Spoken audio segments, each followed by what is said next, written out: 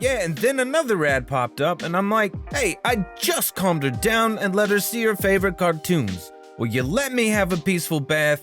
It'll only take a few minutes. Then my 4-year-old Debbie threw the biggest tantrum again, and it's my only chance to wash up before work. My point is, those ads are annoying, especially those over the content of toddlers. Oh, you do have a point there, my brother. How'd you manage to finally get washed up that day? I asked. Well, it's the dead of night, whole city's asleep, I'm there in the bathroom washing my tired ass. Why, just because of that stupid ad. Here, I want to add this in your segment because I'm pissed off. Yeah, I'm pissed effing off because of those stupid ads on the content of 4-year-olds. What does the kid have to do with the online course you're selling anyway, huh? Hey, I don't make enough money to pay for the ad-free version, so yeah, I'm really pissed off right now. Chuck, my brother, you have made some good points, and I hope our listeners out there will talk about the issue. It was a pleasure to have you on the call. Thanks, Eddie. It was really good to get that off my chest. Thanks a lot, man. Love you, brother. All right, my brother, give lots of love to Debbie for helping us point out the problem. Take care, man. You're a good father. See you later, Chuck. And that was one tired father who was sharing his thoughts in our segment, I'm Pissed Off Cuss. I continued what I was used to behind the mic, and during that time, I noticed the screen of my cell lit up like crazy. Probably some fan, since it happened pretty often. It was a nuisance to block so many of them, but that was the only option I really had left. I wrapped up the show in the last 15 minutes, and it was brilliant as usual. This week was especially hectic as the music awards were right around the corner. At this time of year, the fans became savage assassins for their favorite artist. I call these times the bloody battles. Even a slight mishap can make you or break your career. Times like these are a literal catwalk on eggshells and a live mine to walk over. I'd been working on my own talk show for over 10 years, and I just finished renewal on my recent contract. I saw many talented people losing everything in their folly. My next slot music show was just canceled, and the host DJ was disrespectful towards a foreign artist. Angry fans rolled over his career, and his show was canceled. My name's Ed, and the name of my show is Crazy Eddie's Talk Radio. Over the years, I've dealt with some crazy fans that will do anything to get on my show. I've always had celebrities passing through my city, and even sometimes they pop up on my show just before their night appearance. It was always crazy on my show, and henceforth, true to its name.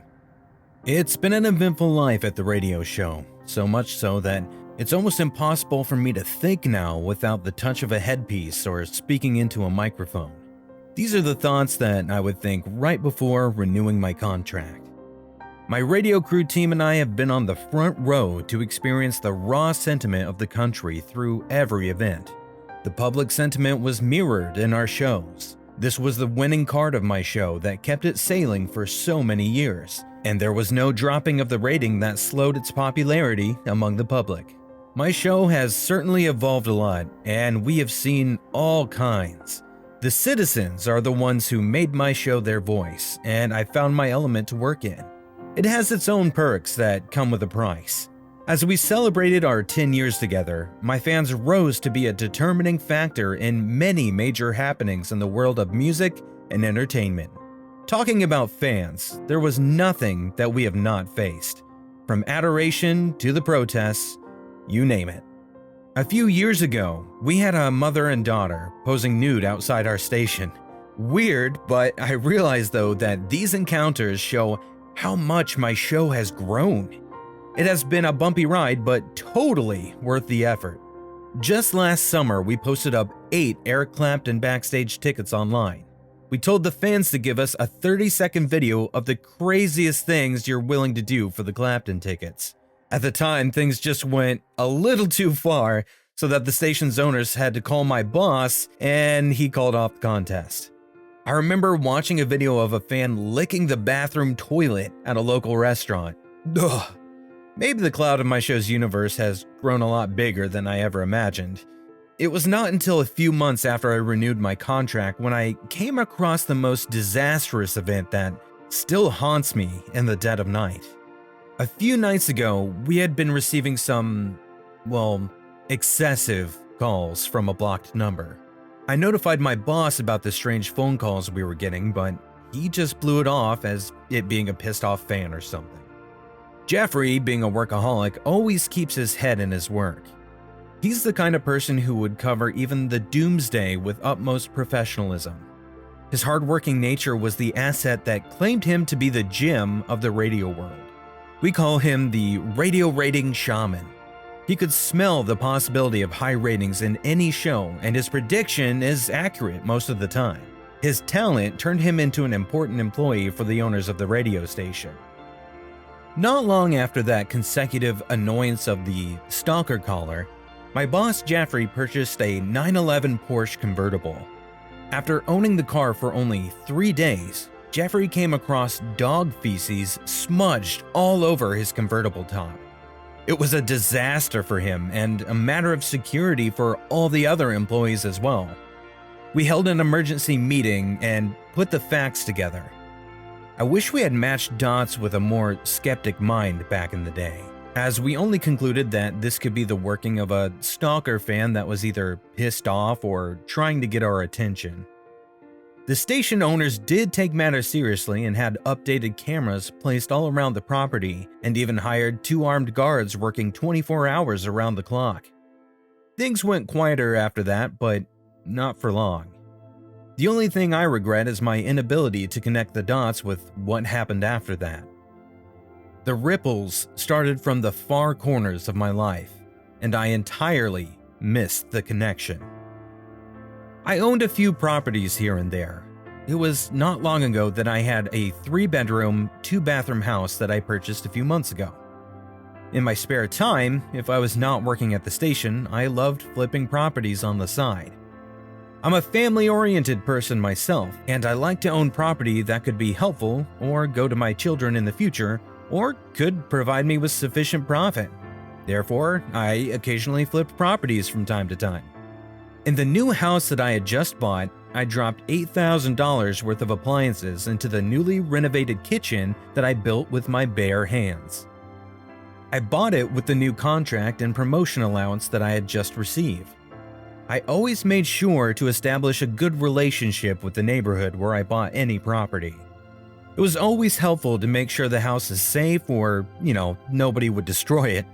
It worked every time, and I started receiving phone calls through the night from a neighbor who witnessed someone breaking into the side window of my rental property. The neighbors were good and took care of everything. They called the police, and in the morning, I received a phone call from the officers notifying me about the break-in. They searched the house and told me that no one was present. The house was empty at the time of their search, but they did find trash and beer bottles around the kitchen. Therefore, there was definitely someone there that night. They also noted that the washroom mirror was smudged with paint. Someone was trying to write something, but the paint was runny and it was all over the mirror. Now, the paint resembled nothing but lines running downwards. They did manage to make out 2 letters though, D and F. It was later I figured out the real words those letters were trying to form, and I wished it had never happened. However, that day the officers left with a simple report. They wrote it off as a few homeless drifters passing through.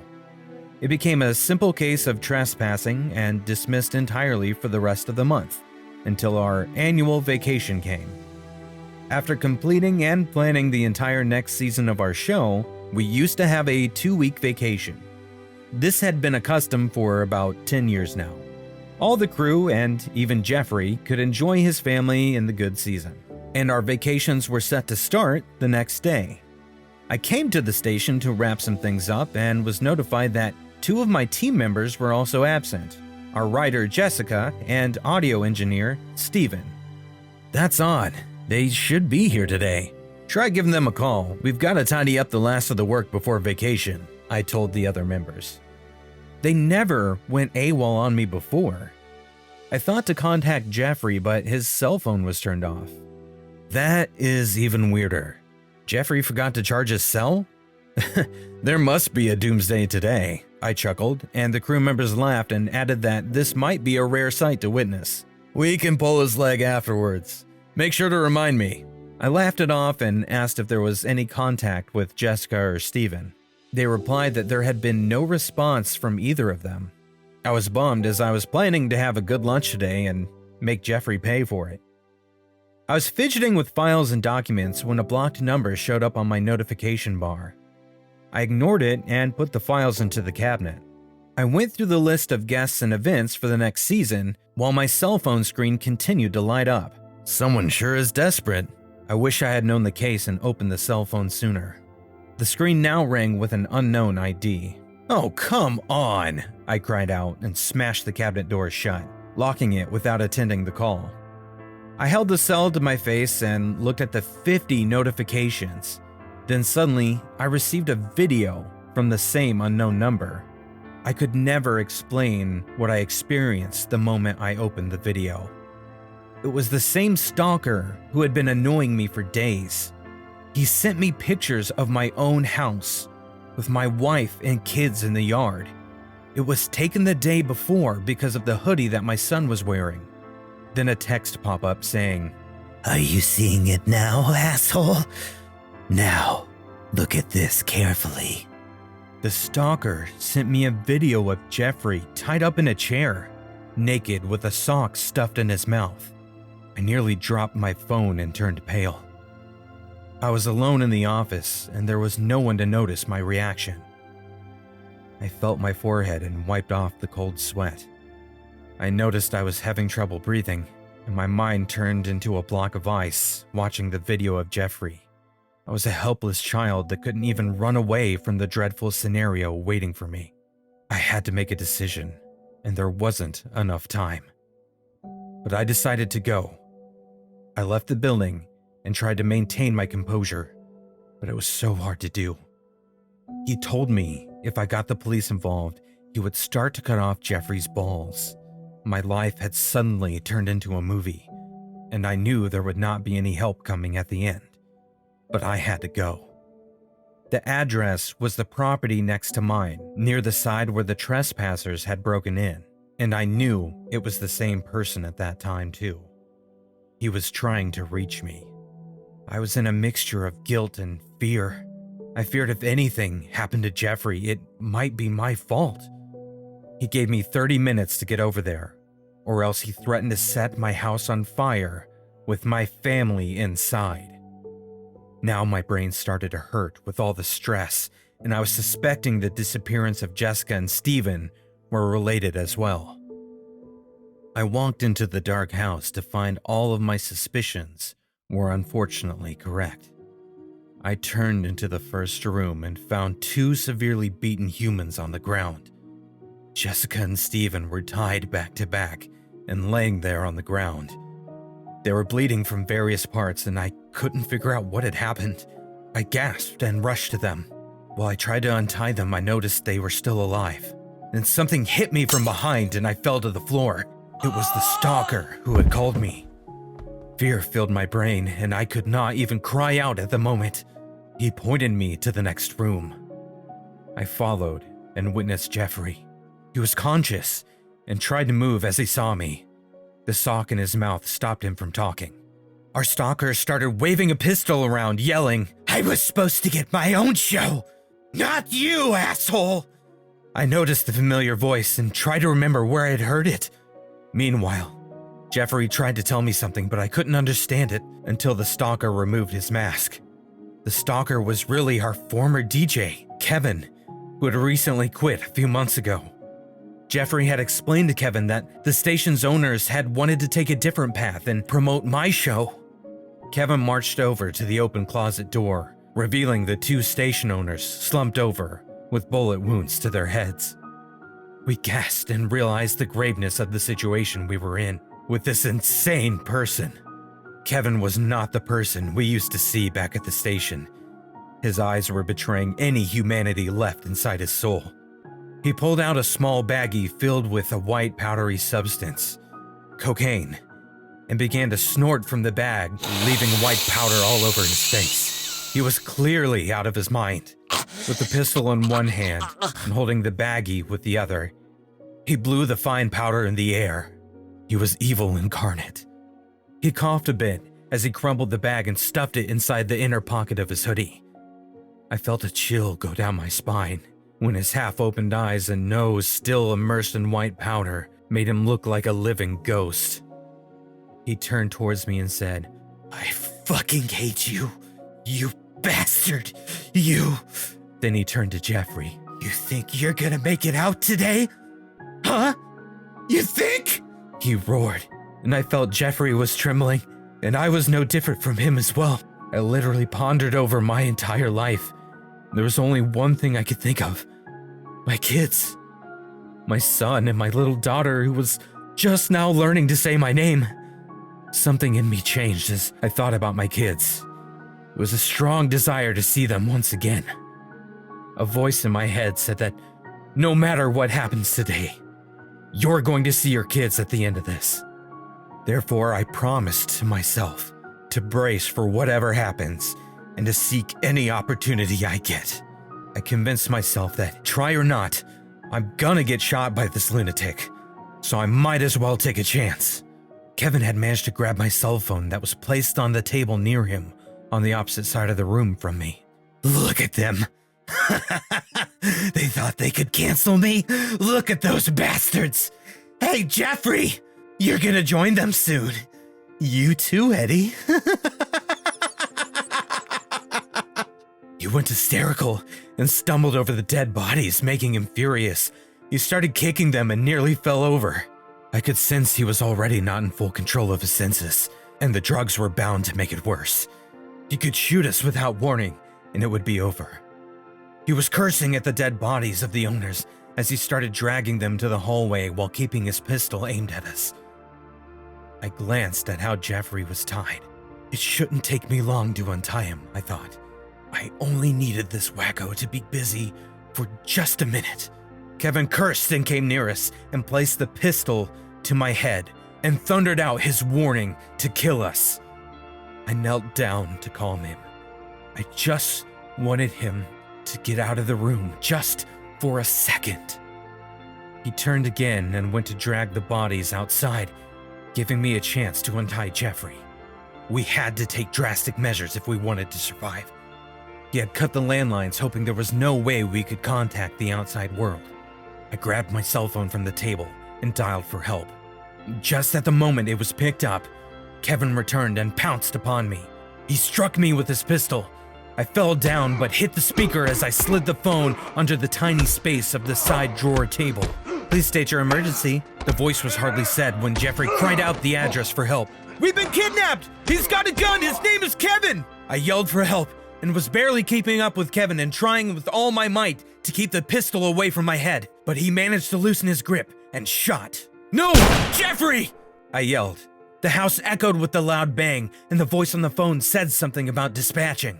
I pulled all my strength into my fist and punched him to get him away from my body, but it became quickly complicated. Now we were struggling with me holding his hand that gripped the gun, aiming for my neck. Jeffrey was crying with pain as the bullet had entered his thigh. It tore the flesh, creating a pool of blood on the floor. His screams were enough to know that he was alive. Kevin and I were tussling with each other and fell over the sofa that made us lose our balance. He was so infuriated he cursed me as we heard the police coming. "I'll kill you, you asshole!" he roared and shot the gun. But I was holding his hand so tightly, it missed and hit the glass window. I made sure to grab his hand and change the direction. He shot again. It nearly hit my ear, and I could feel the blood upon my neck. He pressed his fingers, and I pushed it aside in the opposite direction. The outcome was much unexpected. The bullet went straight past his neck, and the police officers were right on time to witness the scene. Kevin's grip loosened, and he slipped away from my hands and onto the floor in a fit of struggling last breaths as I felt myself fainting to the floor. Everything became numb, and I could just barely hear anything the rescue officers said. Jeffrey told them in screams that I was also one of the victims, and that the one who had just died was the kidnapper.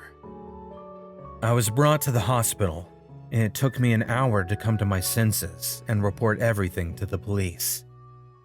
I killed a person that day, but it could have been me on the other side. The court let me off when the trial proved the instance of self-defense.